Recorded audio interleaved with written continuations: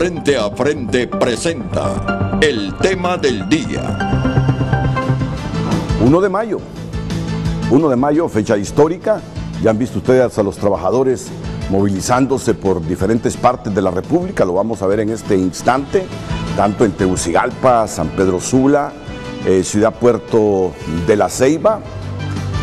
Tienen un discurso unificado. Va a terminar en el centro de la capital la marcha. La policía ha reorientado por dónde debe ser la marcha, porque tienen acordonado de militares y agentes de seguridad todo lo que es el Congreso Nacional de la República. Hace algunos minutos escuchábamos una conversación entre un oficial de la policía y el dirigente sindical y diputado Juan Barahona, donde el policía le decía: vamos a estar en todo el recorrido de la marcha y lo haremos solo por la seguridad de todos los trabajadores. Vamos a reorientar el trayecto, por lo que les decía, ¿verdad? Tienen acordonado todo el Congreso Nacional. Generalmente por ahí sube la marcha hacia el Parque Central. Y lo que Juan Barahona le sugería al policía es que, bueno, no fueran a reprimirlos o a provocarlos. Esa fue la palabra que le mencionó. No vayan a provocar a los trabajadores porque no queremos confrontación, le decía Juan Barahona, a lo que asintió el oficial de policía. Y así esperamos todos que los grupos violentos no afeen, no alteren esta marcha de los trabajadores hoy en la capital de la República, ni en ningún punto de la geografía nacional, que reivindiquen todo lo que los trabajadores tienen que reivindicar este día. Ese es punto clave, y tienen muchas cosas que reivindicar, que exigir, que plantear al gobierno y al patrono. Bueno, en el marco de esta celebración del Día del Trabajo, nosotros con 2 distinguidos panelistas vamos a analizar todo lo que ha representado para el movimiento social de Honduras las últimas 72 horas, donde ha habido movilización, donde han habido manifestaciones. Se ha logrado el objetivo por parte de los maestros y por parte de los médicos de que se retiraran 2 decretos que, según ellos, eran lesivos para los trabajadores. Desafortunadamente, grupos violentos que siempre existen alteraron la tranquilidad de las manifestaciones de maestros y de médicos. Este es el tema, las lecciones que nos deja la movilización social de las últimas 78 horas en el marco hoy del Día Internacional del Trabajo. Frente a Frente presentó el tema del día. Desde el Centro de Noticias en Televicentro para Honduras y el mundo, a continuación, el foro líder de la televisión en Honduras. Frente a Frente con Renato Álvarez.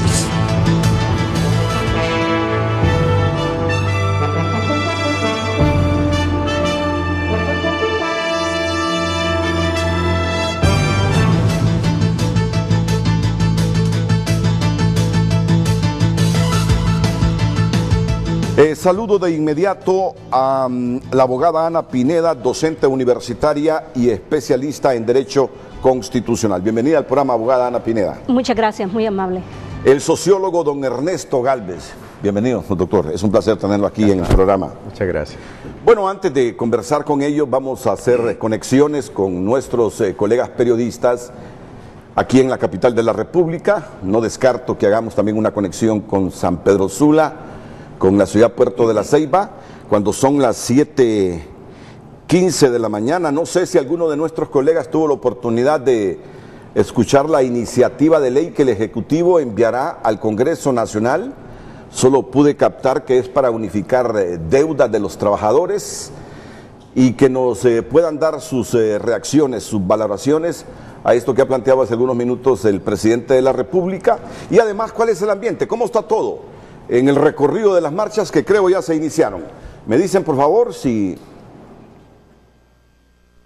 tenemos en este momento algunos de nuestros colegas. Estamos viendo desde el dron imágenes aéreas del recorrido que harán los trabajadores. Lo único novedoso es que esta vez no pasarán ahí por la calle enfrente del Congreso Nacional de la República. ahí se acordonó de policías y militares. Me imagino que van a seguir la ruta de la antigua casa de gobierno, son calles angostas ahí, por el antiguo edificio del Arach, van a subir hasta llegar al Parque Central. Debería ser entonces así la ruta si está acordonado el Congreso de la República. Vemos agentes policiales, ya les decía la conversación entre Juan Barahona y un oficial de policía, cuando este le decía, mire, vamos a estar en todo el recorrido para protegerlos. Barahona le decía, bueno, pero lo que les pido es que no nos provoquen, porque tampoco nosotros este día queremos generar caos aquí en el centro de la capital. Es la única sugerencia que les hacemos, no nos provoquen, no provoquen a los trabajadores. El oficial asintió y reafirmó que el único interés era la seguridad de ellos. Vamos a ver, ojalá que no sucedan actos así como los que provocaron los grupos violentos. Yo digo, no fueron ni los médicos ni los maestros, sino estos grupos que siempre existen en Honduras y en cualquier parte del mundo. Doctor Gálvez, ¿qué lecciones dejan estos dos decretos que ayer el Congreso Nacional retiró por exigencia de los gremios de salud y de educación? Bien, creo que hay un fenómeno muy aleccionador con relación a este retiro de las dos iniciativas de ley. Primero, es que se necesita mayor apertura en la discusión previa de las iniciativas, porque si ello hubiese ocurrido, no se hubiese provocado, digamos, este movimiento que casi fue bastante espontáneo, ¿verdad?, de oposición a las dos iniciativas. Y tómese en cuenta que de los grupos sociales o sindicales más organizados y más fuertes son precisamente lo de los médicos y de los maestros. Entonces, con ese tipo de organización, el Poder Legislativo tenía que abrir un poco más la apertura, valga la redundancia, para discutir con mayor detenimiento, con mayor profundidad esas iniciativas que en apariencia son buenas, pero de todos modos no solo deben parecer, sino que ser. Y creo que la lección, el Poder Legislativo la tiene que haber tomado en cuenta para próximos eventos, a fin de que no importa que una ley tenga un tiempo mayor de aprobación, pero que tenga los consensos necesarios para que tenga una vigencia saludable para la sociedad. Y yo creo que eso es una lección para mí muy clara para el Poder Legislativo y el Poder Ejecutivo también, que obviamente había un acuerdo entre el Ejecutivo y el Legislativo. Un buen punto para la democracia en el sentido de que debe haber mucho más apertura en las iniciativas que llegan al Congreso de la República. Miren cuántas cosas vamos a analizar hoy. Es decir, se retiró el decreto original, ¿verdad? ¿Recuerda usted? Sí. Y 30, 40 minutos después se está discutiendo dos decretos por separado. Sí. Se armó una bronca porque muchos diputados alegaban que 15 minutos antes les llegó a sus computadoras las iniciativas de ley. Es decir, no hubo socialización de esas dos últimas iniciativas. Se pensó que se tenía el número adecuado de diputados para aprobar la ley y se aprobó, y no se pensó en las consecuencias. Esa es una lista a analizar, porque generalmente se hace eso en el Congreso. Segundo, y aquí yo con todo el respeto del mundo, porque sé que en sus organizaciones han sido eficientes, tanto al ministro de Educación, Arnaldo Hueso, como a la ministra de Salud, Alba Consuelo Flores. Alba Consuelo ha sido gerente administrativa de algunas instituciones con buen suceso. Arnaldo ha sido dirigente de las organizaciones de sociedad civil. Pero con dos instituciones sensitivas como salud y como educación, aunque les hayan impuesto en los últimos 10 años normas, no se juega, son fuertes, son muy sensibles y no socializaron lo suficiente esas iniciativas. Creo que se les pidió opinión a los ministros y dijeron, ya socializamos todos, se fueron así a rajatabla y miren lo que sucedió.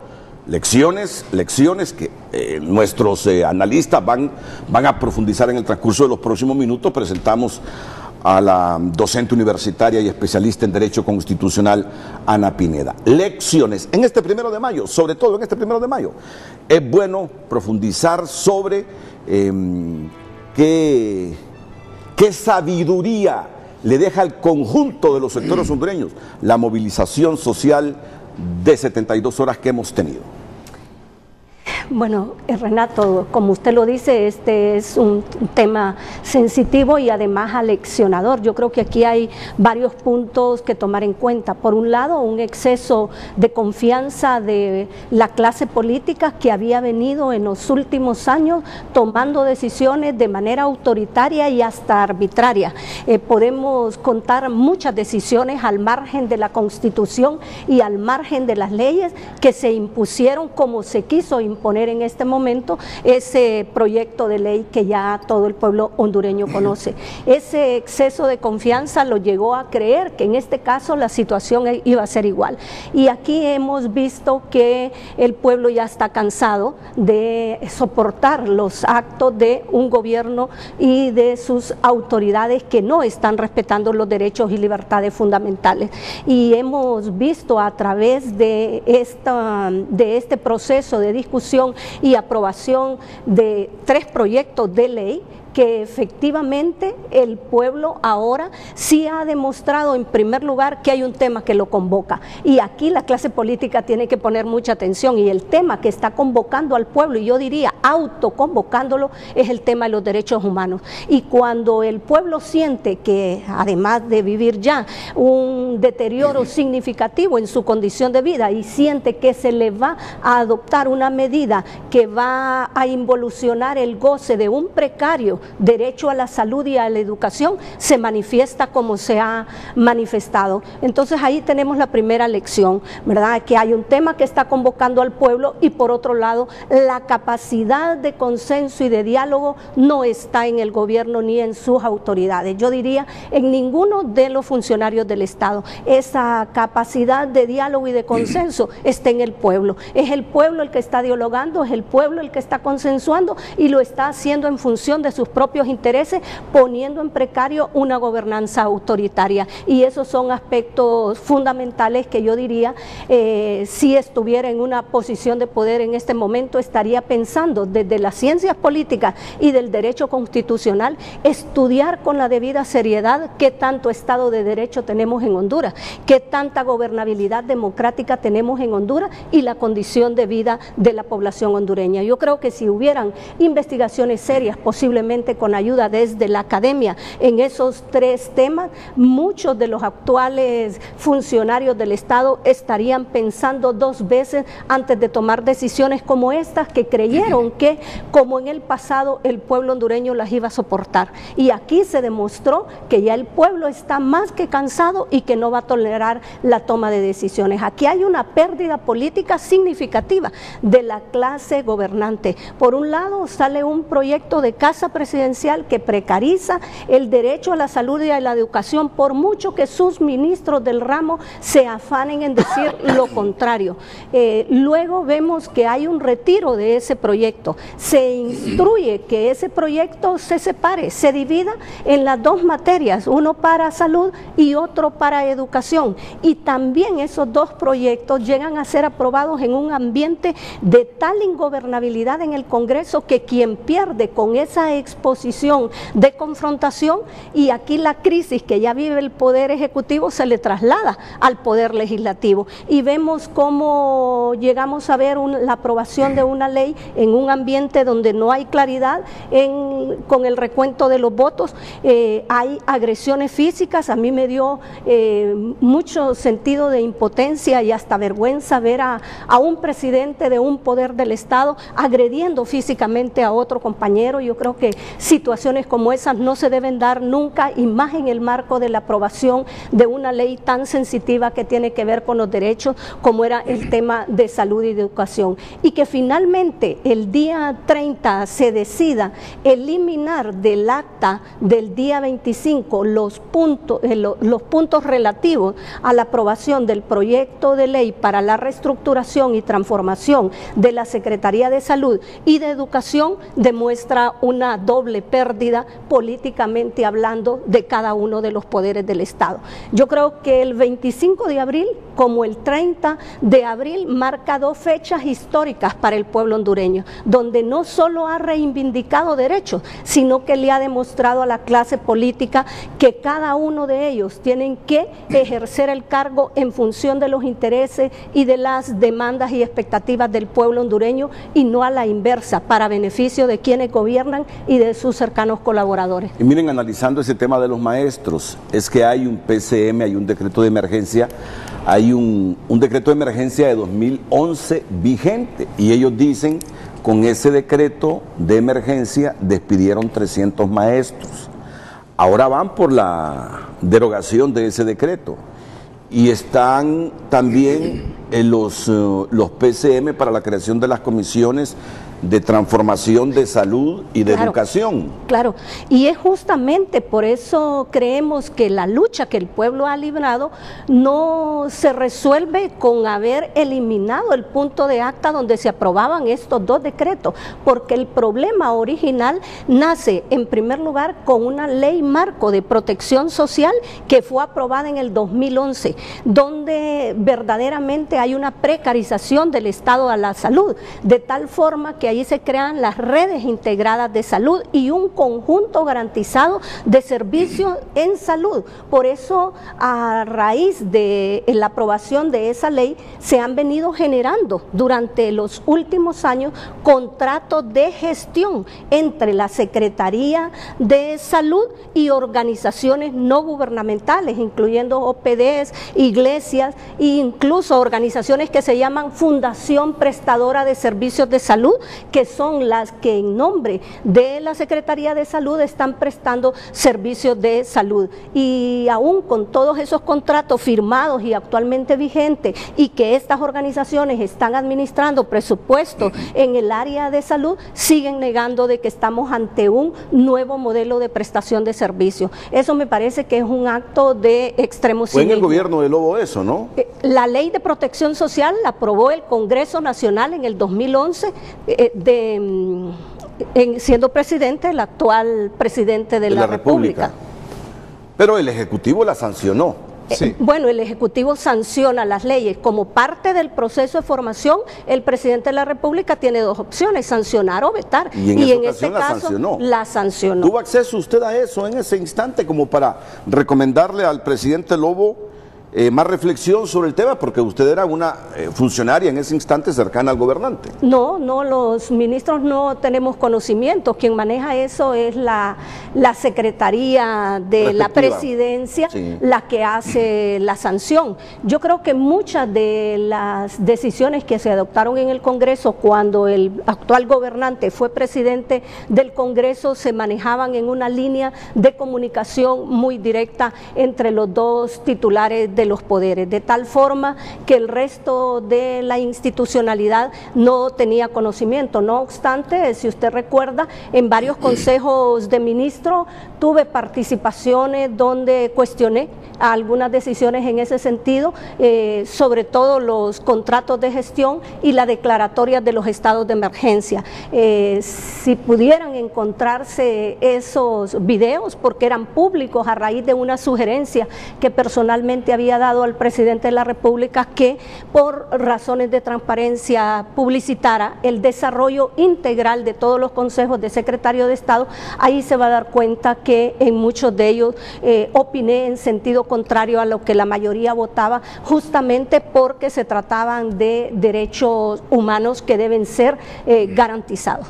¿Usted cree que ese modelo desde el 2011 nos va conduciendo a la privatización de la salud, abogada? Sin duda alguna, y yo creo que es ahí, Renato, y usted dijo un punto muy importante, que esa también debe ser una lección. Si bien es cierto, existe separación de los poderes del Estado, los poderes del Estado no son compartimientos aislados, los poderes del Estado tienen ciertos rangos de complementariedad, y la complementariedad entre poderes solo se ejercita por dos razones, y una de esa razón tiene que ver justamente con el fortalecimiento del Estado de Derecho y los intereses generales de la sociedad, y en que en aquel momento el Poder Legislativo aprueba esta ley y el Poder Ejecutivo no se complementa en función de esos dos, tengo que ser autocrítica y trasladarnos la responsabilidad en el sentido de que tuvo que tomarse mayores decisiones. Yo creo que hay que decir que este tema ha sido poco estudiado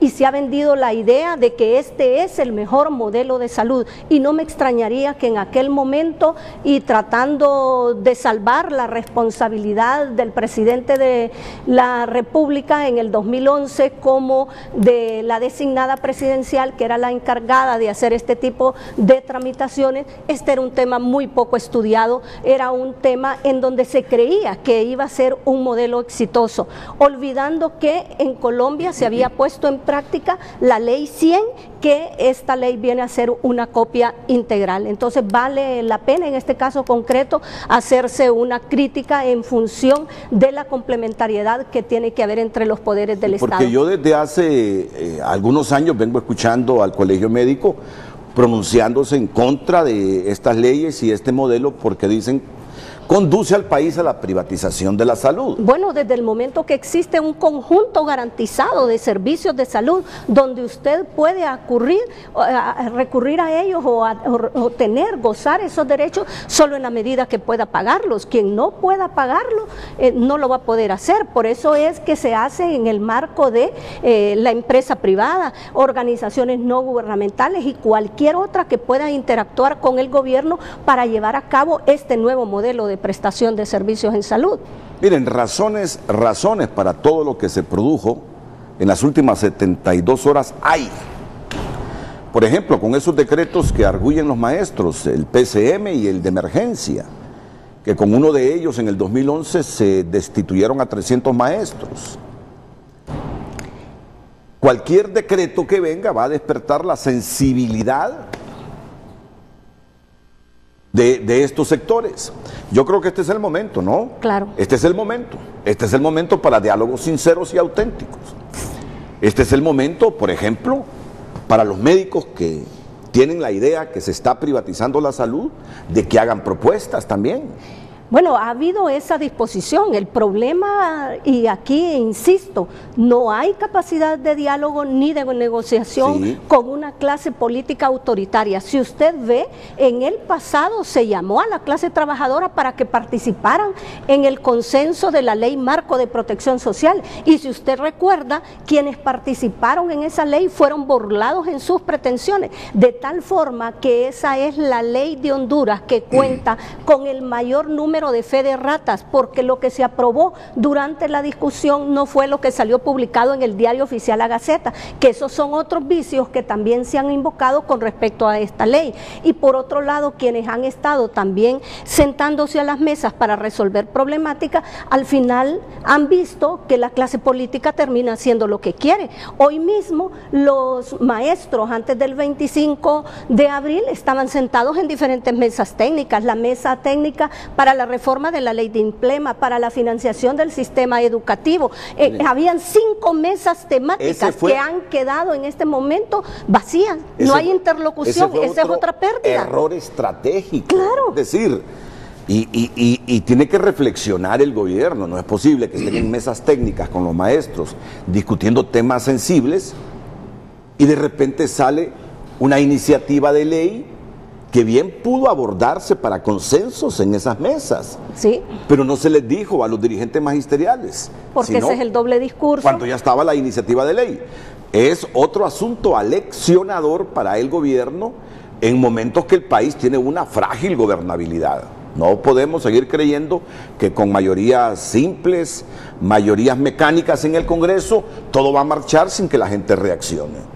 Claro. Son momentos aleccionadores. Claro. Son momentos aleccionadores, doctor Ernesto Gálvez. Sí, justo lo que hablábamos desde el principio. El modelo legislativo tiene que ser revisado, ¿verdad?, a profundidad, a fin de que este tipo de circunstancias no se vuelvan a repetir.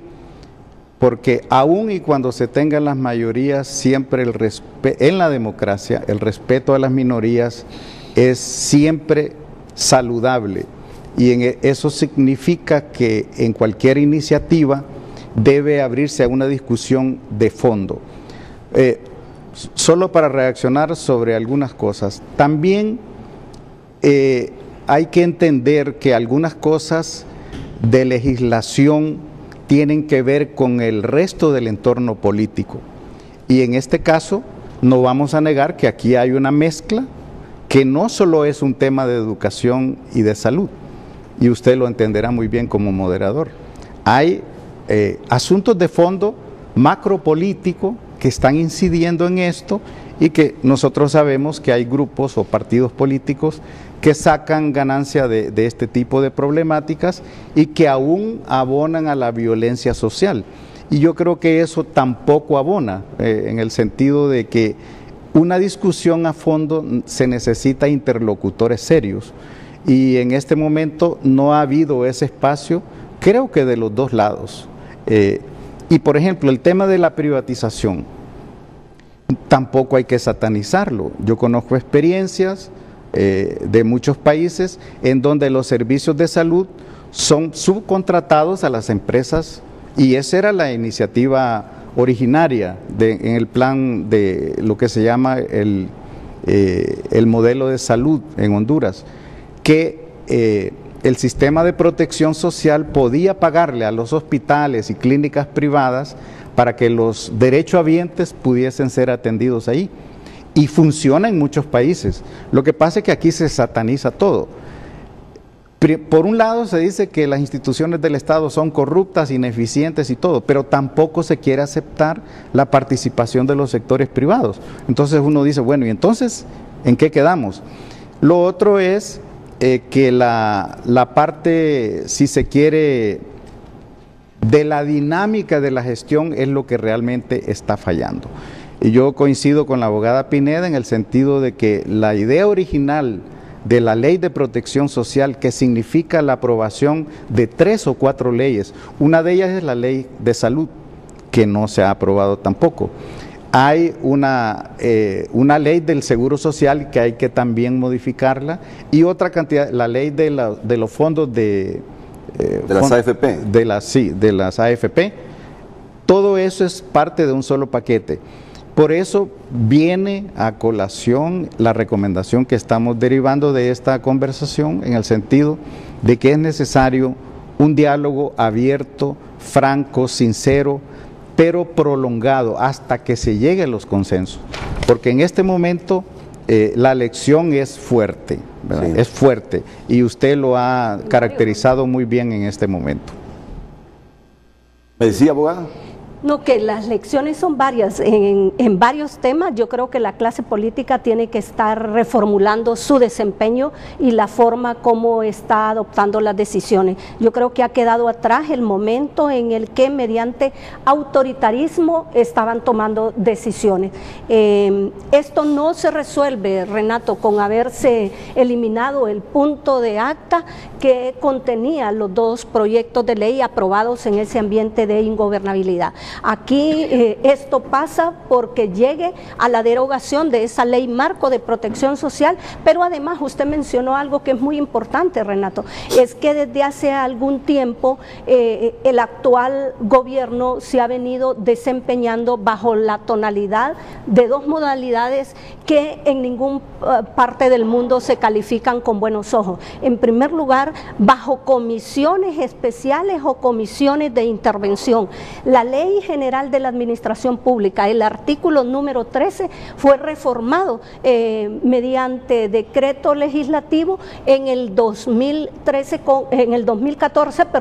con el propósito de crear este tipo de comisiones. ¿Qué significa gobernar mediante comisiones especiales o comisiones de intervención? Son un acto de desgobierno y solo lo único que hacen es duplicar las funciones que ya tiene constitucional y legalmente establecidas las secretarías del ramo, en este caso la Secretaría de Salud y la Secretaría de Educación, pero no solo duplica las funciones ni usurpa las funciones de quien es el titular, sino que pone la administración de los fondos públicos en manos de personas ajenas. Y en este caso la Constitución es bien clara de cómo debe ser la administración del presupuesto de la República. Y lo otro que se ha convertido en una práctica, además de gobernar mediante estas comisiones que duplican funciones e invaden competencias de quienes constitucionalmente las tienen, está la creación de decretos de emergencia. Si usted contabiliza cuántos decretos de emergencia hay en las distintas materias, usted va a quedar sorprendido. Solo para el caso concreto, en este tema que nos ocupa, existe el decreto PCM 026-2018, que es el que crea la Comisión Especial para la Transformación del Sistema de Salud. En esta comisión se le dan funciones iguales que las que se crean en el decreto PCM 27-2018, que crea la Comisión también especial de transformación de la Secretaría de Educación. ¿Y qué es la tarea de estas comisiones? Las tareas de estas comisiones básicamente se circunscriben a lo siguiente. En primer lugar, van a ir a hacer un plan integral en la Secretaría de Educación y de Salud, que tiene como tareas prioritarias, uno, la reestructuración y organizacional de cada Secretaría de Estado y la normativa. ¿Qué significa eso? La revisión de todas las normativas, de todas las leyes que existen en cada una de las materias. Así, por ejemplo, en educación, revisar el estatuto del docente, revisar la ley fundamental de educación y otro tipo de normativas que vinculan a ese gremio. Y en el caso de la Secretaría de Salud, la ley del estatuto del médico empleado. Igual que la ley orgánica y otro tipo de normativas que es funcional. Pero además de ver esa tarea de organizacional y normativamente hacer esa revisión, trabajan en un nuevo modelo de gestión de servicios. Ese nuevo modelo de gestión de servicios quiere llegar a institucionalizar la práctica que ya existen a través de estos contratos de gestión. Y la otra tarea fundamental que tienen es el modelo de el recurso humano, el modelo de gestión del recurso humano. Por eso es que en esos decretos se habla hasta la saciedad de que se van a contratar a todos los docentes y a todos los médicos que se necesitan en cada uno de los sistemas, pero lo que no le dice es que va a ser una contratación directa y que se aparta de lo que son los métodos científicos de selección del personal por oposición. En otras palabras, no le habla del concurso que se tiene que hacer en el sistema educativo nacional o en el sistema nacional de salud, y ahora se va a poder contratar mediante el clientelismo político, que ha sido la forma de cómo se contrata en el gobierno. Eso también es muy grave. Y en términos generales, estas tareas que yo les he mencionado, que le corresponden, que están en esos dos decretos, PCM 26 y PCM 2027, además de esas tareas fundamentales, tienen una gran ventaja, que en estos decretos se declara estado de emergencia en cada uno de los sectores, pero como si fuera poco, y como no suele ocurrir en ningún otro país del mundo, se emiten nuevos decretos PCM, el 05-2018, que ratifica la declaratoria del estado de emergencia que se da en el sistema de salud, y se emite el decreto PCM 08-2018 que ratifica la declaratoria del estado de emergencia que se da en el sistema educativo nacional. Pero ya hay otros decretos ejecutivos que también se aplican dentro de cada uno de estos sistemas. ¿Qué es una declaratoria de un estado de emergencia? La Constitución de la República ya establece que la forma como el Estado tiene que contratar es a través de la previa licitación, el concurso de subasta o de servicios. No hay otra forma. Usted tiene que hacer una licitación si quiere desarrollar cualquier contrato con el Estado. No obstante, en una declaratoria de estado de emergencia que solo procede cuando hay una grave calamidad doméstica, una situación de desastre natural, una grave causa de alteración del orden constitucional o cualquier otra grave que impida la continuidad de los servicios en cada uno de estos sistemas. Y aquí se declaran estados de emergencia que permiten contrataciones directas, y hoy le presentan con un cinismo marcado y le dicen, pero mire, ¿y quién se puede oponer a que haya mejora en la infraestructura de los hospitales y los centros de salud? ¿Quién se puede oponer a que se mejore la infraestructura de las escuelas? ¿Quién se puede oponer a que se compren textos escolares? ¿Quién se puede oponer a que haya equipos, insumos, medicamentos en los centros de salud? Evidentemente nadie. Usted y yo queremos eso, pero para que eso exista no se requiere ni una nueva ley, ni nuevos decretos PCM, ni que se declaren estados de emergencia. Las leyes actuales le permiten a cada uno de los ministros que pueda hacer todas esas situaciones para la mejora integral de los dos sistemas.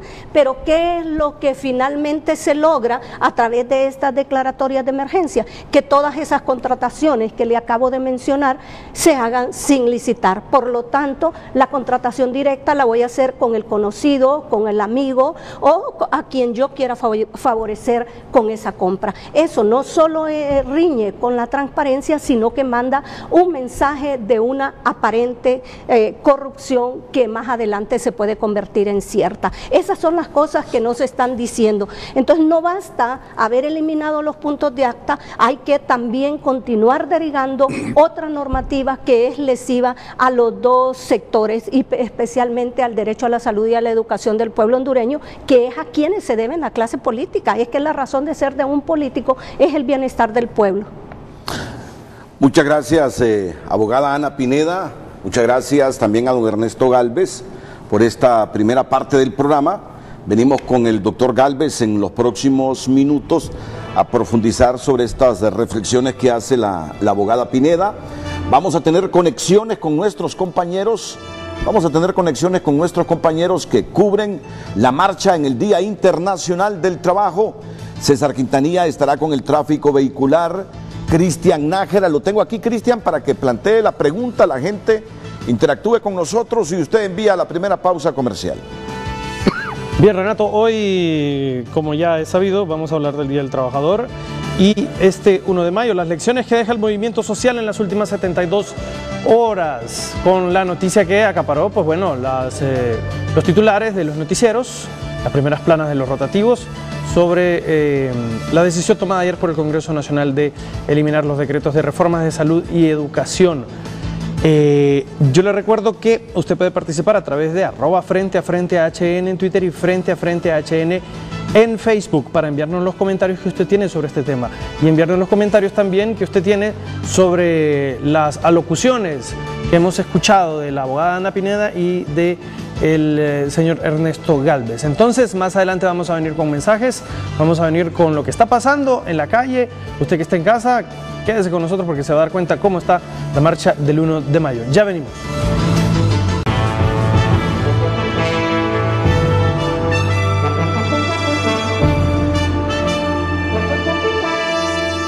Ramón, ¿cómo marcha la actividad de los trabajadores este 1 de mayo? Bienvenido, buenos días. Como riqueza nuestra fuerza de trabajo y debemos defender las conquistas que ya... Bien, buenos días, Renato. Esta mañana me ubico acá en el barrio La Granja de la capital de la República. Se tenía previsto para que arrancara esta marcha a las 8 en punto de la mañana, pero todavía sigue llegando más gente acá, más trabajadores, y en un par de minutos va a iniciar la misma acá en el barrio La Granja. Voy a dialogar acá, venga para acá, caballero. Estamos en vivo para frente a frente. ¿Todo listo para la marcha? Estamos listos ya, anticipadamente. El entorno que ha rodeado a esta movilización nos dice cuál va a ser el camino que debemos de recorrer. Sabemos que tenemos en alguna medida algunos atajos que desviar. Sin embargo, estamos preparados. Anticipadamente hemos definido toda una estrategia para defender la lucha y la causa y las conquistas de los trabajadores y trabajadoras este día. Al gobierno central, a la policía y al ejército, les decimos, compañeros, ustedes son pagados con nuestros impuestos. No nos repriman. Déjennos manifestarnos con la libertad que garantiza la Constitución de la República, compañeros y compañeros. Este es un derecho humano, este es un derecho constitucional que no se puede coartar. Gracias, mi hermano, muy amable. Okay. Don Juan Barahona, bueno, usted va a ser el que va a leer el comunicado. Tengo entendido que les han habilitado una vía para que puedan llegar hasta el centro de la capital, hasta el parque. Así es. Un oficial de la policía se ha abocado a mi persona para decir lo que no vamos a pasar por Puente Mayor, nos van a desviar a la izquierda para abordar el puente Soberanía, sí, llegando a la esquina del edificio de finanzas, doblando a la derecha, la calle que va al Parque Central. Es la ruta que nos han impuesto. Vamos a seguir esa ruta porque queremos terminar en la Plaza Central con la lectura del documento de los trabajadores. Este es un día internacional y esperamos que la policía no nos vaya a reprimir. Perfecto. Mencióneme así, entre puntos, lo que se va a leer hoy en este comunicado. Bueno, es un comunicado que tiene diversas demandas, entre ellas derogación de algunas leyes en el Congreso y la oposición a este modelo neoliberal, respeto a las leyes de los trabajadores que en este momento se están violentando, de las leyes laborales. Son entre las demandas que estamos hoy en el documento.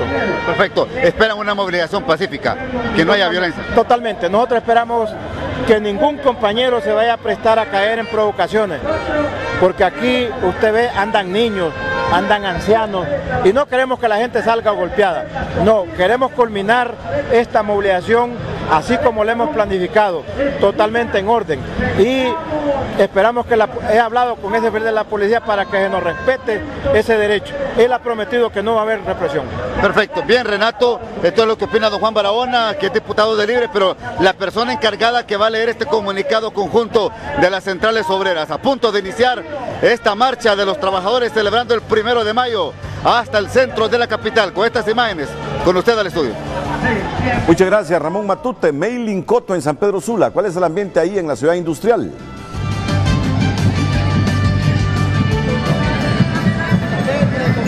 Muy buenos días, Renato, y es que aquí ya ha iniciado la marcha del Día de los Trabajadores. Más de 19 organizaciones sindicales ya están marchando en la primera calle de San Pedro Sula. Van a llegar al Parque Central, ahí van a leer un comunicado, pero le quiero mencionar que por primera vez se ha dividido la marcha del Día de los Trabajadores. ¿Por qué? Porque en el sector de la López Arellano hasta el Parque Central de Choloma van a estar marchando todas las organizaciones sindicales de la Maquila, y aquí en San Pedro Sula lo están haciendo los gremios magisteriales, están también todos los afiliados al CODEMU y la STN, entre otras organizaciones. Son aproximadamente unas 19.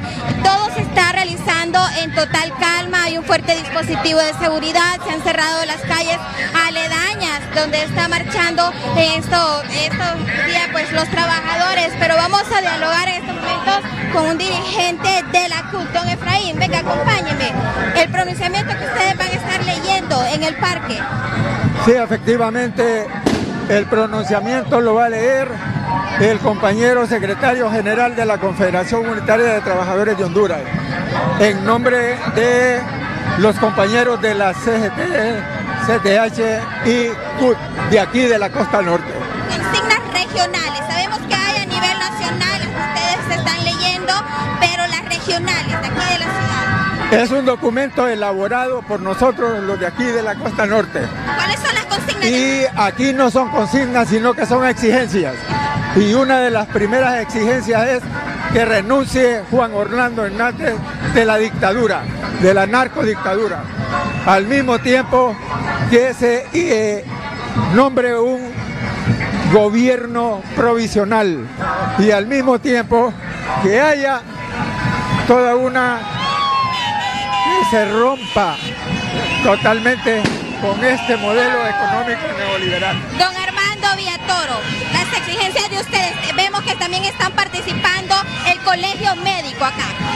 Es correcto, compañeros que iban a ser golpeados con ese decreto, los maestros del colegio médico están aquí demostrando que si no es la lucha, realmente no podemos hacer otras cosas que luchar, que exigir derechos, porque son derechos los que exigimos.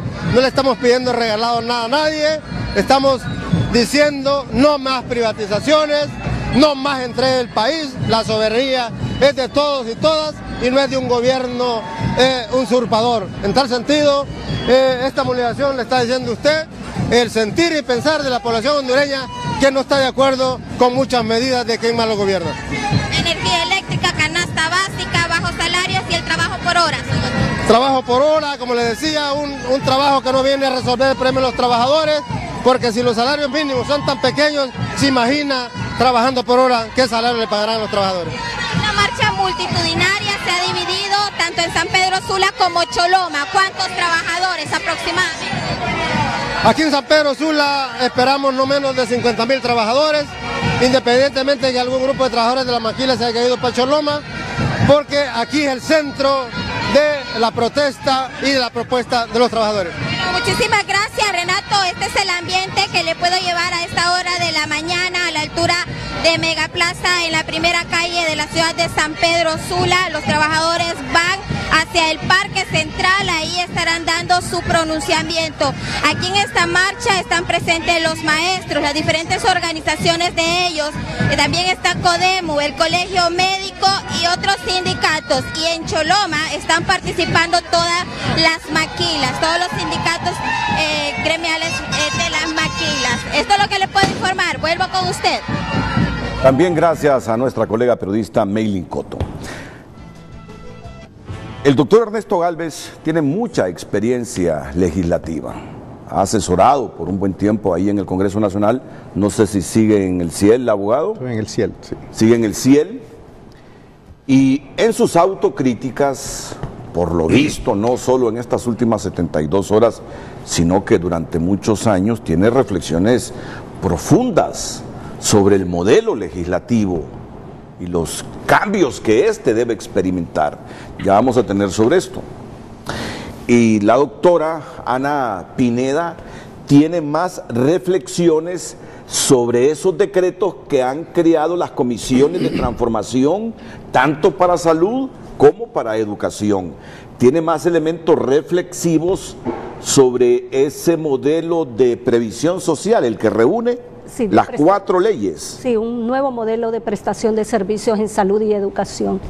Y esas reflexiones yo quisiera que sean escuchadas profundamente, porque después de lo ocurrido y de la eliminación de esos 2 decretos, yo siento que el país debe abocarse a un diálogo auténtico, sin mentiras, sin manipulaciones, inclusivo, porque si no, el panorama no pinta absolutamente nada bien.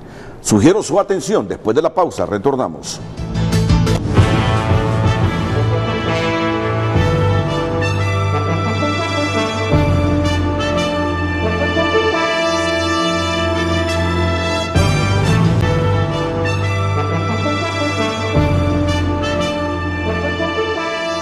Solo quiero terminar este asunto de la Ley Marco de Protección Social y luego reflexionar con el doctor Ernesto Gálvez sobre qué cambios, un hombre que conoce ese sistema legislativo, qué cambios debe experimentar para contribuir a fortalecer la democracia, la pluralidad y evitar que se den situaciones como la que hemos visto los últimos días, que han provocado todo este zafarrancho social en el país. Pero antes, la doctora tiene así puntos y citas claves sobre estas comisiones de transformación. Mire, yo ayer dialogaba con varios dirigentes magisteriales y una de las preocupaciones de ellos justamente es que tanto en educación como en salud se quiera crear un modelo como el que se crió con la policía y los interventores de la policía. Pero aquí yo creo que tienen que hacer cálculos diferentes en el gobierno. No es lo mismo por el tipo de mando una intervención en la policía que en educación y salud, donde salud tiene como 7 sindicatos, en educación tiene varios colegios magisteriales. Allá la situación es menos dependiente de una persona. Hay más pluralidad en la policía. El mando es vertical. Sí. Ahí la única opción que tiene el policía que se sienta afectado es simplemente los tribunales de justicia. Como ya lo están haciendo. Como ya lo están haciendo, en efecto. ¿Qué reflexiones tiene usted puntualmente sobre estas comisiones de transformación y los problemas que pudieran generar hacia el futuro inmediato en salud y educación? Bueno, lo primero, Renato, que las comisiones nombradas en salud y en educación llevan esas 4 tareas fundamentales que ya le he mencionado. Da mucha preocupación y esto ha hecho que estén en estado de alerta los 2 sectores más grandes del país. En la policía no es igual número. Si usted cuenta cuántos son los maestros en el sistema educativo nacional o los médicos en el sistema nacional de salud, se podrá dar cuenta que sobrepasarán los 70,000 personas. Por lo tanto, no se puede tomar decisiones a través de este tipo de comisiones especiales. Aquí tienen que haber secretarios o secretarias de Estado con las calificaciones técnicas suficientes para poder implementar un plan integral en salud y educación con la actual normativa que tienen, porque la normativa que actualmente se cuenta es muy buena normativa y les permite hacer todo esto sin necesidad de crear decretos PCM y sin necesidad de crear decretos legislativos, porque mire, hablar de un sistema de gestión del recurso humano tal y como está previsto pasa porque estas comisiones puedan valorar determinados criterios en función de las personas que trabajan, y en este proceso de evaluación y certificación se va a tomar en cuenta la disposición, la lealtad y la confianza. Esos no son criterios científicos de meritocracia, esos son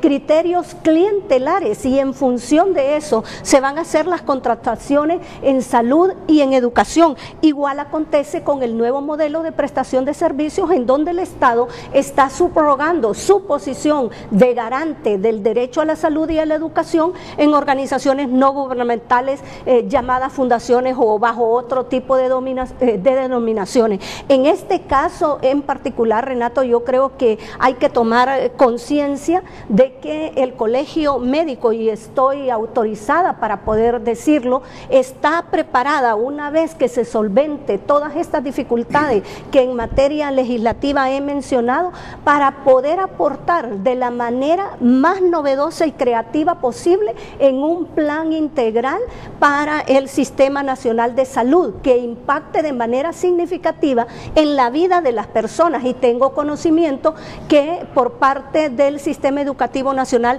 igualmente están preparados para aportar con un plan nacional, con un plan integral para el fortalecimiento de estos sectores. En este caso concreto, yo creo que la clase política tiene que entender que no es con un acto de autoritarismo como los que ha manifestado en este tipo de normativa que va a fortalecer el sistema de salud. Y por otro lado, lado, las calificaciones técnicas de quienes ejercen la titularidad en esta secretaría es sumamente importante. Si la ministra o el ministro no tienen, por un lado, las calificaciones técnicas para dirigir esta secretaría, ni la capacidad suficiente para consensuar o negociar o dialogar con estos dos sectores, cualquier propuesta va a ser fallida. Yo creo que no se gana con poses histriónicos y prepotentes y amenazando con hacer audiencias de descargo para los maestros que están reivindicando sus derechos ante este tipo de medidas.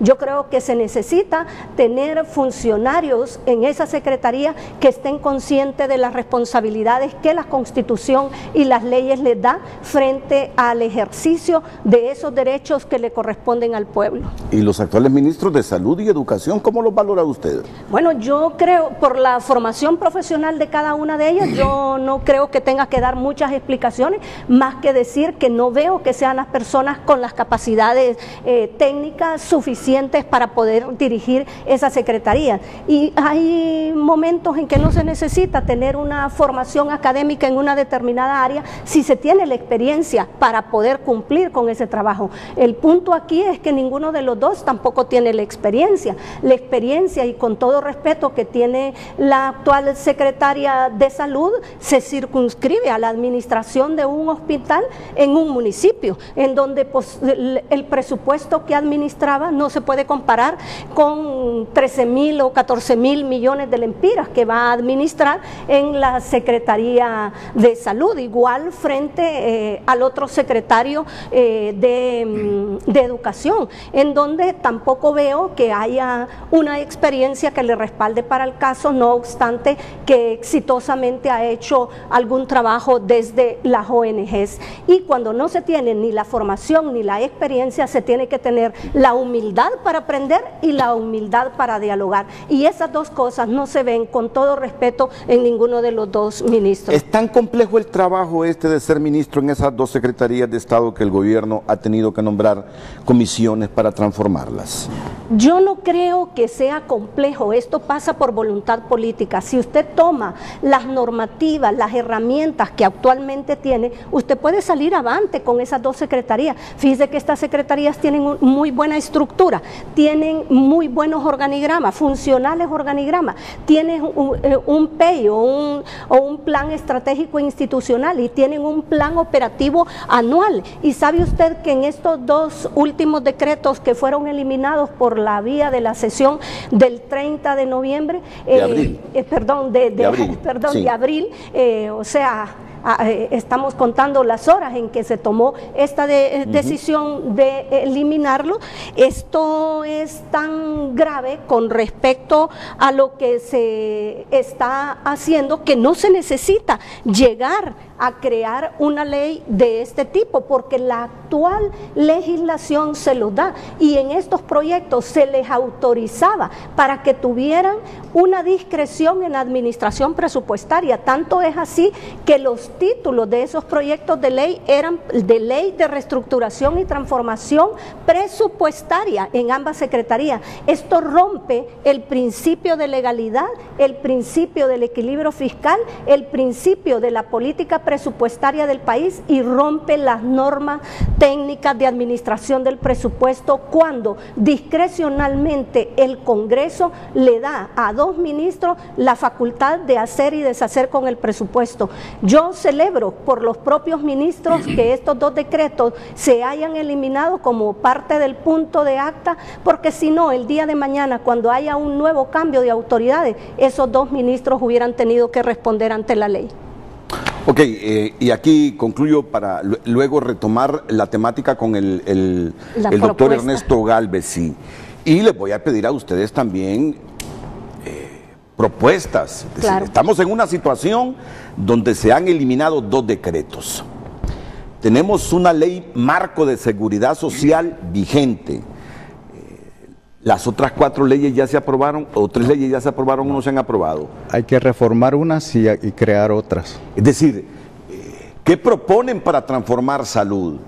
¿Cuál es la propuesta para terminar de transformar el sector educativo nacional? Pero lo que le quiero preguntar a la abogada Ana Pineda, si se eliminó el primer decreto, si se eliminaron los numerales del artículo 1, tanto del decreto de educación y de salud, al final, ¿cuáles son las principales preocupaciones, en el caso suyo que más conoce a fondo, del sector salud?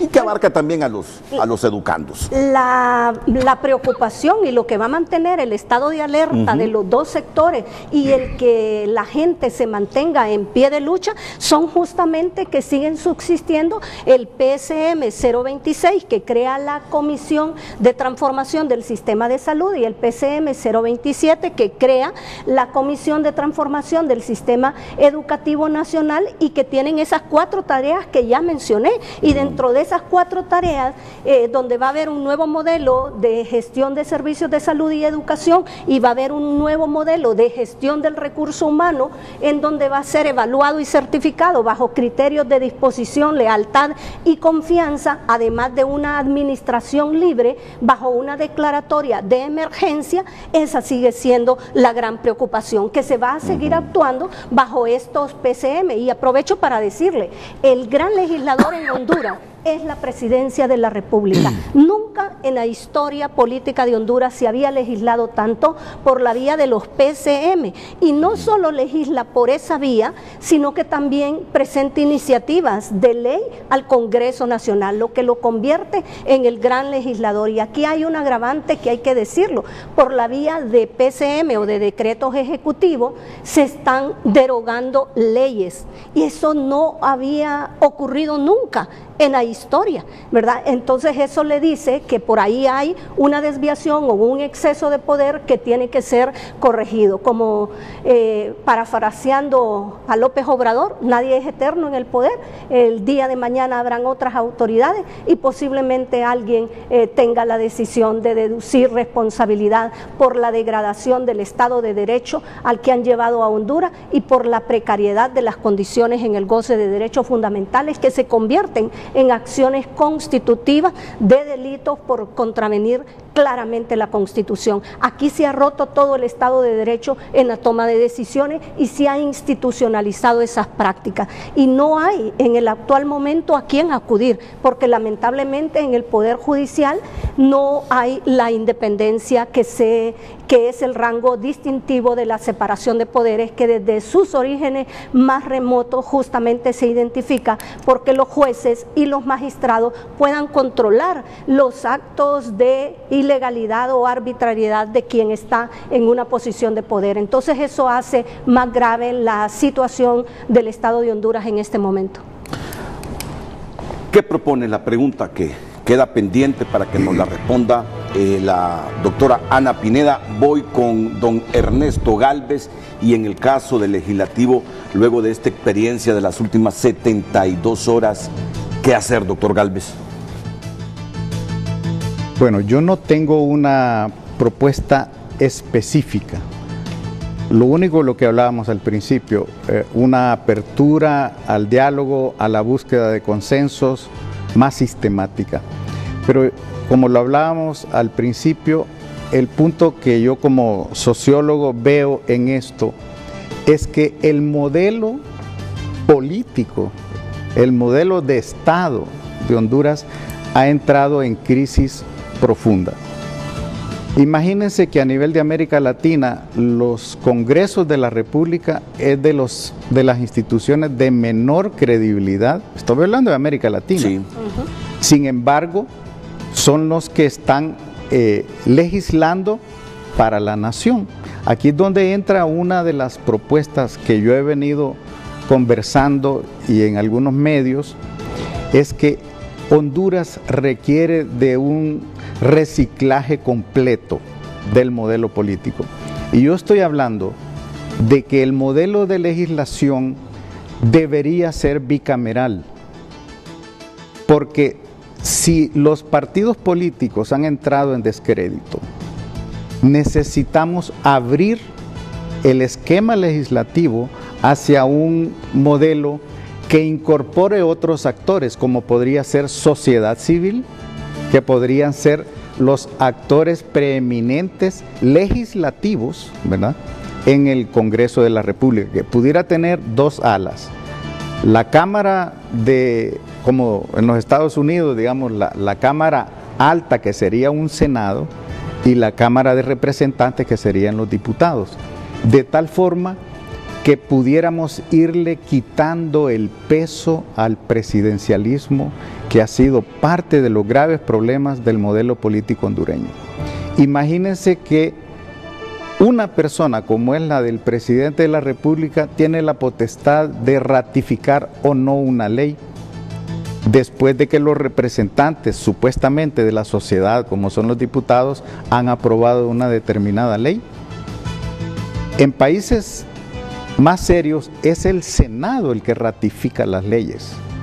Entonces, ahí hay un espacio abierto para la búsqueda de consensos que no solo sería entre partidos políticos, sino también en la sociedad entera que legisla, no solo partidos políticos.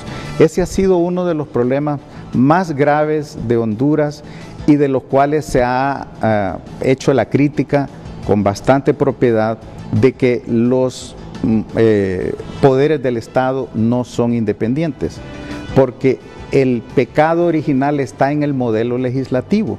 Si el modelo legislativo es sesgado o es manipulado o es dominado por un solo sector de partidos políticos y el resto de los sectores de la sociedad está ausente, entonces quiere decir que el germen legislativo trae el virus ya de la ineficiencia y ineficacia y la falta de credibilidad, inclusive de profundidad en la emisión de las leyes. No hay, y lo digo yo, que yo soy parte del Congreso de la República en la dirección del Centro de Investigación y Estudios Legislativos, que no tiene la preeminencia en el esquema legislativo, la preeminencia suficiente de poder evaluar una evaluación ex ante de una ley, una evaluación durante la ley y una evaluación posterior a la aplicación de la ley, que deberían ser trabajos muy fundamentales en un Congreso para saber si la producción legislativa es eficiente y es eficaz ya en la operación. Pero no hemos llegado a esos niveles, por eso mi propuesta de que el modelo político hondureño debe incorporar el Senado como una oportunidad de abrir el esquema de consensos, incorporando a la sociedad civil en ese componente de los senadores. ¿No sería burocratizar más el legislativo, considerando que los senadores van a representar a los partidos políticos? Es decir, lo que buscamos es no, yo no estoy pluralizar esto. No, yo no estoy poniendo senadores representando partidos políticos. Los partidos políticos son representados por los diputados, pero no por los senadores. ¿Y los senadores? Los senadores deberían representar la sociedad civil. El modelo hay que crearlo. Honduras, de todas maneras, todos los presidentes buscan a la sociedad civil, andan detrás de FOPRIDE, andan detrás de ASJ, andan detrás de Visión Mundial, que son entes de sociedad civil. Correcto, ahí fue donde me generó... no es burocracia.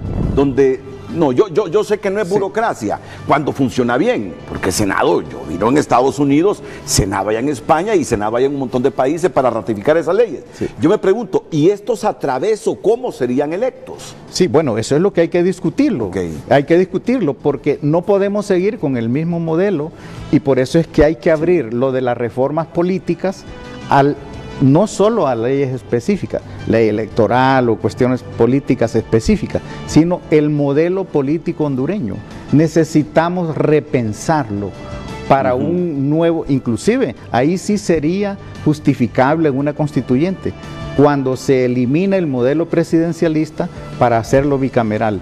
En América Latina, de los 28 países, 9 tienen sistema bicameral y algunos dicen que solo es válido para modelos federativos de países grandes.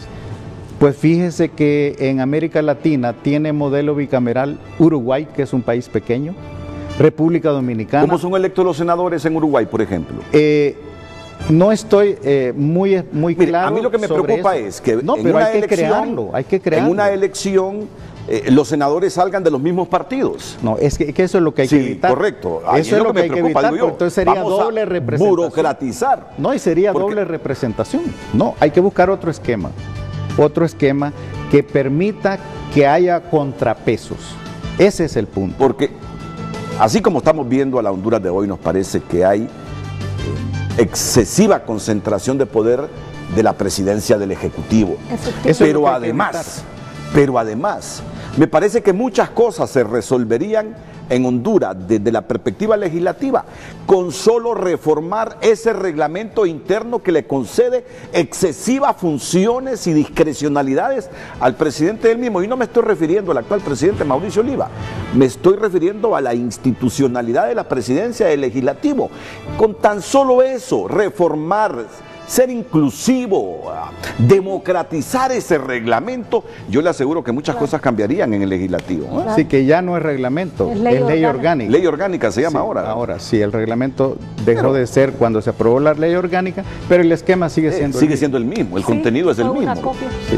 De tal forma que sí es necesario entrarle de lleno a los asuntos de fondo del modelo político, no solo a parcialidades como hemos estado discutiendo, la ley de partidos políticos, la ley específica sobre distintos temas. El punto aquí es el modelo político hondureño. Necesitamos revisarlo, necesitamos crear una comisión nacional de revisión del modelo político hondureño. Hay que visitar los países. Imagínense que República Dominicana tiene 100 años de tener Senado y lo tenemos ahí cerquita. El modelo de Uruguay, fíjese que Uruguay está entre los 29 mejores países democráticos del mundo. Y lo tenemos ahí cerca para poder visitarlo y ver cuáles son las virtudes, cómo se eligen los senadores, de qué manera se legisla, cómo se ratifican las leyes, etcétera. Necesitamos ver otros modelos. Hay que ir, si es posible, a Suiza. Suiza nadie se da cuenta quién es el presidente, porque no es un modelo presidencialista. Y eso resulta ser muy efectivo para este tipo de ingobernabilidad que tenemos en el país, que en este momento los presidentes, cualquier partido que sea, es el punto de conflicto porque el modelo le genera demasiado poder. Y eso es causa de muchos males para la nación. Entonces creo que yo llamo hablaba la abogada Pineda de la clase política. La clase política debería estar, la empresa privada, las ONGs, las universidades deberían estar generando. Yo, por ejemplo, me di cuenta que la Universidad Autónoma hace unos 2 o 3 años hablaba de que tenía una propuesta de nueva constitución. Yo nunca supe si lo tiraron al público o qué, pero yo estaba esperando que salieran con propuestas realmente innovadoras del modelo político y no solo de pequeñas reformas.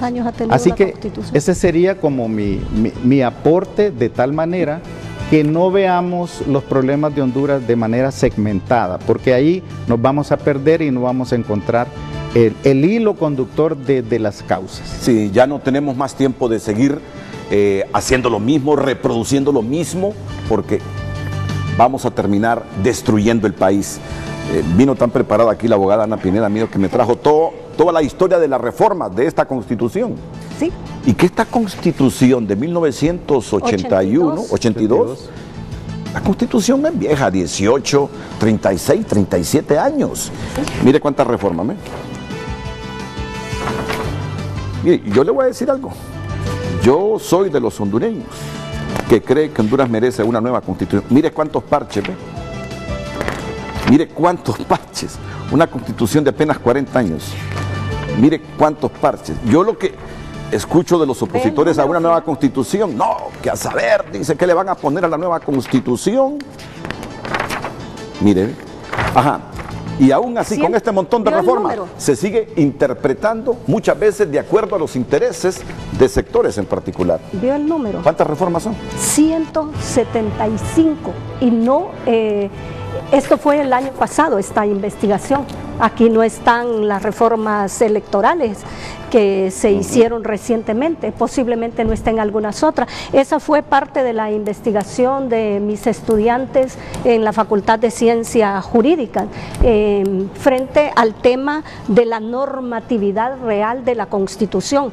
La Constitución de 1982 no es la Constitución que originariamente creó el constituyente de 1982. Esa Constitución ha variado tanto su sentido y su alcance que es contradictoria consigo misma, y por eso la Sala de lo Constitucional ha llegado a declarar inconstitucionales normas de la propia Constitución, que eso en ninguna parte del mundo acontece, y ha variado el alcance de la Constitución por varios fenómenos. El primero, la reforma de la Constitución que hace el Congreso Nacional, la interpretación que hace de la Constitución el Congreso Nacional, que en ningún país del mundo el Congreso Nacional interpreta la Constitución. El intérprete último y definitivo de la Constitución es la Corte Suprema por medio de la Sala de lo Constitucional, pero aquí también ha cambiado la Constitución por las interpretaciones que entró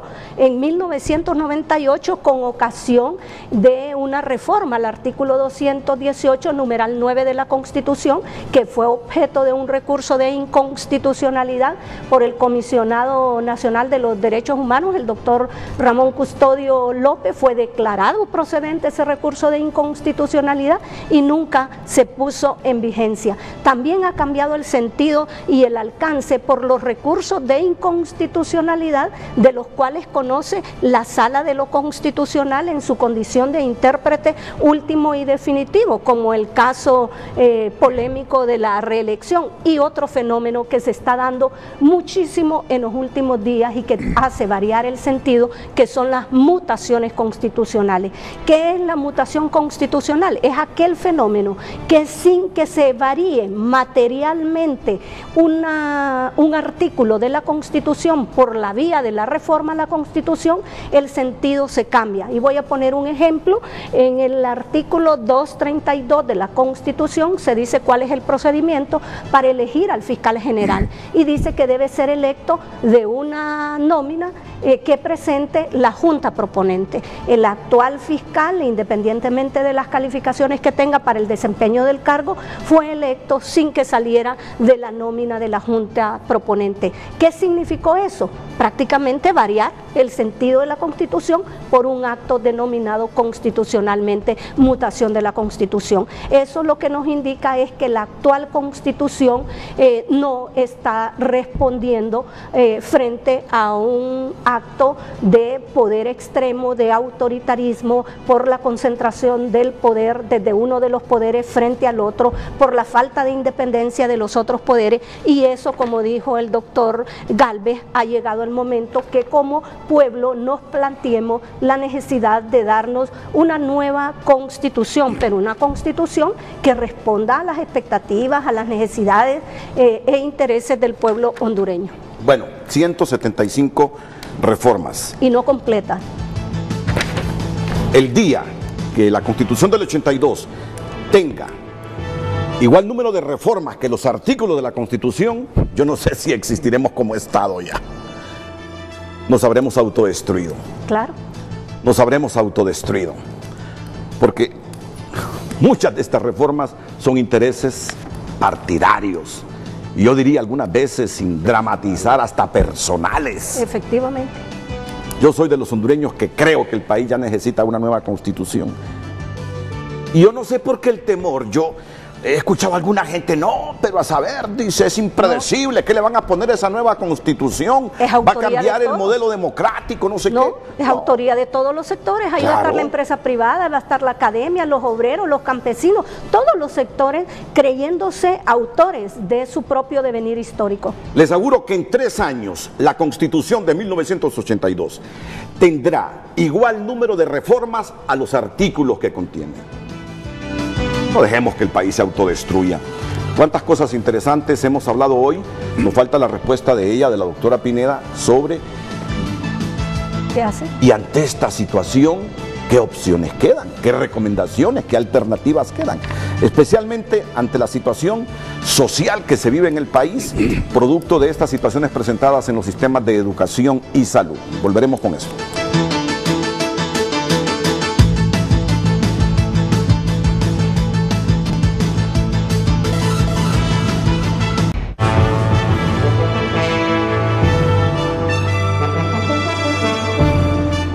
El Frente a Frente continúa con los mensajes, los tenemos en pantalla y los puede ver. Abogado Alan Alvarenga, triste realmente ver cómo el mismo hermano hondureño parece tener odio. Estoy de acuerdo que protesten, pero por favor, no quemen llantas, no tiren piedras, no saquen locales. Yo también quisiera que este gobierno ya no siga, pero no voy a estar de acuerdo con la violencia. No sé si era de hoy este mensaje, pero bueno, ahí estaba.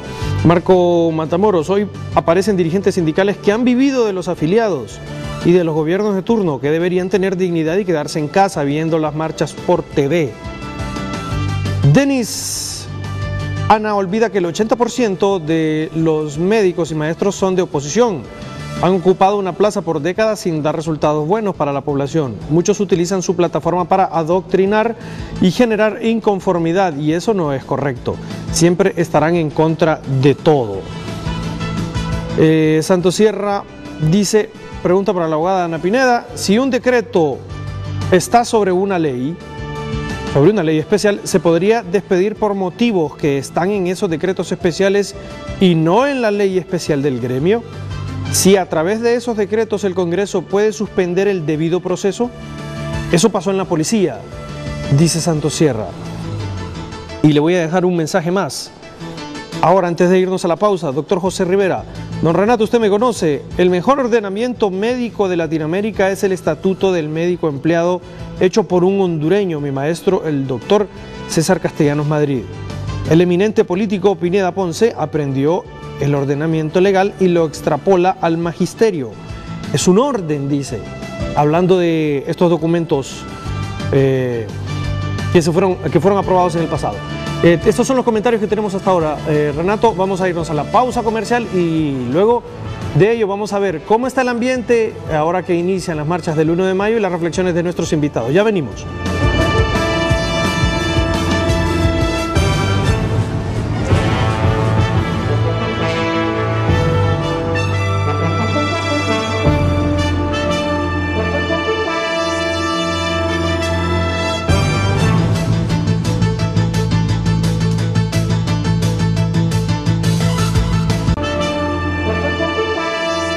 Bueno, ya llegó don Mel Zelaya a la marcha, miren. Llegó en bicicleta el expresidente de la República.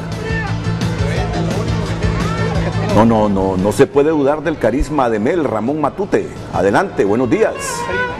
Les devalúan la moneda, no les presentan soluciones para educación. Mire que aquí está don Manuel Zelaya Rosales. Ha dejado el caballito y está en bicicleta. Este es un caballo moderno. Estamos en vivo para Frente a Frente, presidente. ¿Qué tal esta marcha? Caballos del siglo XXI. ¿Qué tal? Después del golpe me mataron casi todos los caballos. Los mataron casi todos los caballos, los que tenía. Algunos eran prestados, otros regalados. Pero hoy tenemos mucho honor, mucho placer de venir a acompañar, como hace 20 años que lo hacemos, las marchas del 1 de mayo. Acuérdense que yo vine aquí como ciudadano, igual como lo hago ahora. En las primeras marchas me sacaban porque no creía en mí la gente. Me echaban agua, me empujaban, me tiraban leñazos en las primeras movilizaciones. Después, cuando ya llegué a la presidencia, se dieron cuenta que mi corazón, mi espíritu, mi acción en el gobierno liberal del Poder Ciudadano estaba a favor directamente del pueblo. Favorecía a los trabajadores, a los maestros, a los obreros. Los pobres no pagaban luz eléctrica, los combustibles eran los más baratos de Centroamérica. Entonces yo fui un presidente para el pueblo. Y hoy, con mucho honor, mucho orgullo, vuelvo a acompañarlos.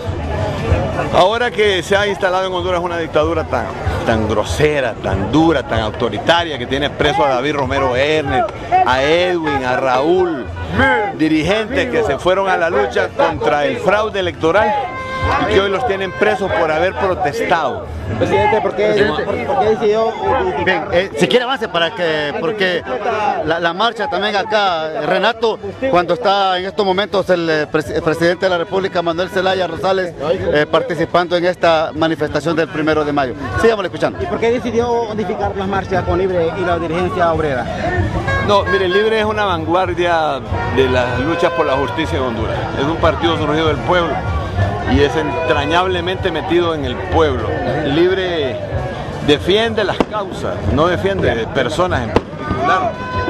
Como decir que nosotros estamos comprometidos con este país, con todo el que trabaja, con todo el que lucha y peleamos por sus derechos. Si hoy los medios de comunicación les violan sus derechos, yo voy a ser el primero en defenderlos también. Ahora, presidente, es oportuno. Avance, porque en estos momentos también avanza mire, Renato, así maniobra esta bicicleta el expresidente de la República, Manuel Zelaya Rosales, cuando prácticamente es el que encabeza esta movilización de los trabajadores y obreros este 1 de mayo. Sigamos escuchando al presidente. La Constitución lo manda. La Constitución dice que cuando se agota cuando se agotan los derechos del pueblo porque ha sido usurpado el poder, el pueblo recurre a la insurrección. Y eso es lo que... Bien, Renato, esto es lo que está pasando mientras mi compañero acá, Isaac, da imágenes de cómo maniobra acá el expresidente de la República esta bicicleta y participa en esta marcha. Con usted, Renato. Muchas gracias, Ramón. ¿Qué opciones tenemos, abogada Ana Pineda, ante esta situación planteada por los gremios sociales?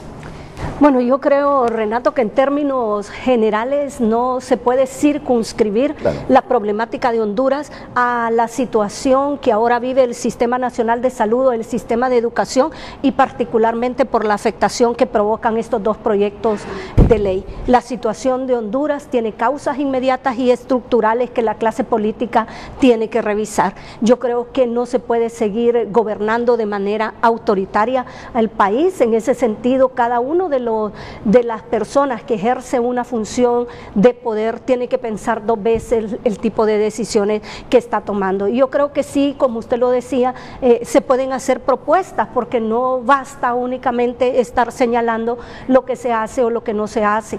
Yo creo que en este marco el gobierno tendría que proceder a atender esa exigencia que ya está planteada por parte de los dos gremios de derogar esos decretos PSM y sobre todo no seguir creando comisiones especiales o comisiones de transformación de ningún sector, porque en realidad son intervenciones que en estricto derecho se les llama actos de desgobierno.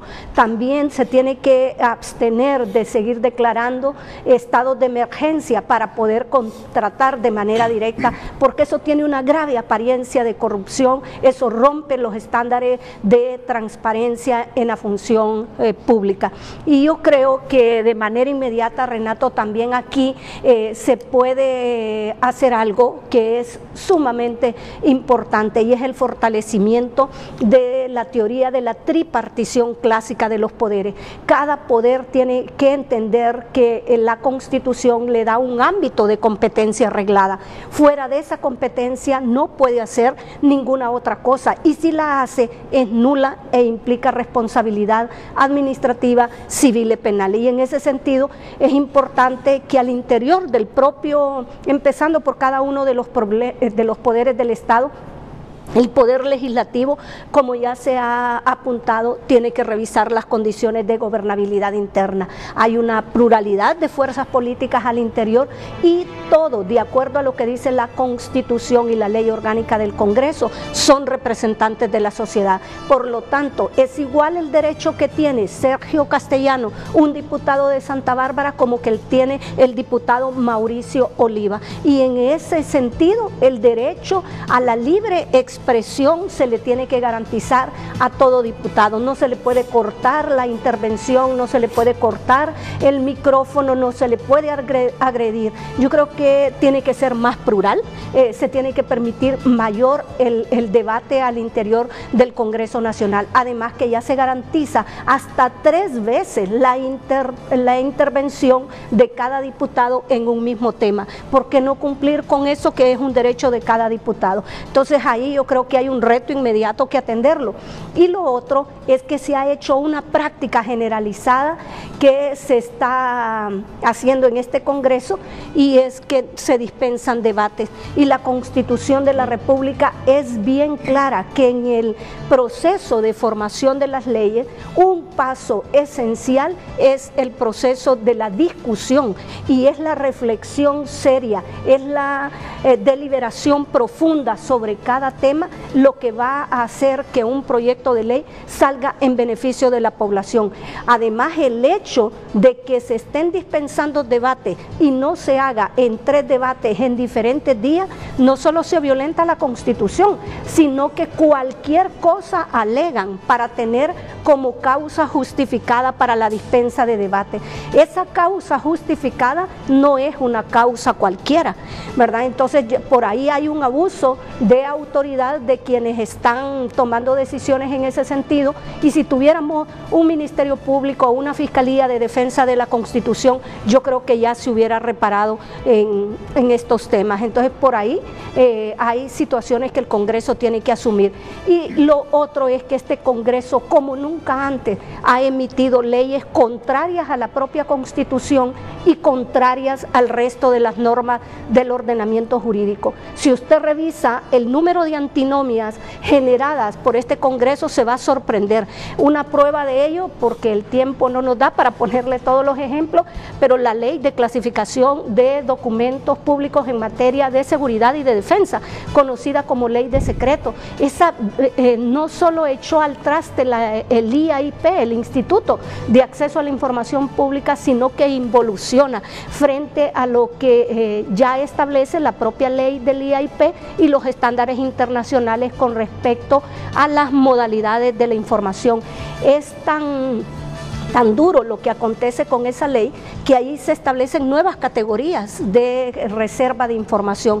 Hay una información reservada cuya desclasificación se puede dar en 5 años, hay una confidencial, una secreta y una ultra secreta que hasta en 25 años se va a poder desclasificar. ¿Qué es eso sino impunidad para quienes están tomando decisiones al margen de la ley? Porque cuando se quiera proceder contra ellos, las acciones van a estar prescritas, y eso es grave.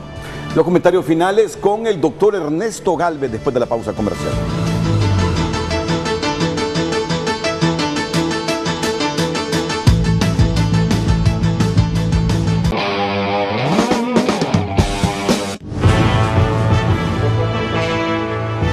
Doctor, su mensaje final. Sí, bueno, antes de retirarme, mi querido amigo, este libro lo traigo para usted recién publicado. Misión Integral de la Iglesia, doctor Ernesto Galvez Mejía. Es mi tesis de doctorado en teología. ¡Ah, qué bien! Sí. ¡Qué bien! Con mucho cariño. Y me llega en buen momento. Ah, bueno, me llega en buen momento. Muchas gracias. Muchas gracias, doctor.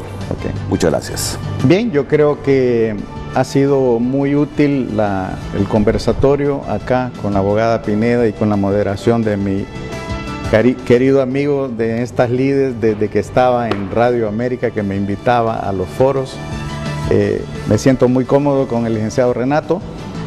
Creo que la idea que yo he venido planteando aquí es que necesitamos una revisión del modelo político hondureño de tal manera que podamos hacer aportes sustanciales ahora que se habla de un proyecto de reforma electoral, varias leyes que están en proceso, y que creo que hay que darnos un tiempo. Yo diría que habría que dar para el modelo político, tendríamos que tomarnos por lo menos unos 5 años de estudio y de investigación, y con todos los actores políticos, sociales y económicos, de tal forma que pudiéramos darle un aporte a la nación porque sí lo necesitan. Claro. Hemos diagnosticado, y todo el mundo lo ha dicho, que necesitamos un replanteamiento sustancial del modelo político, de tal forma de ir superando estos problemas que son cotidianos.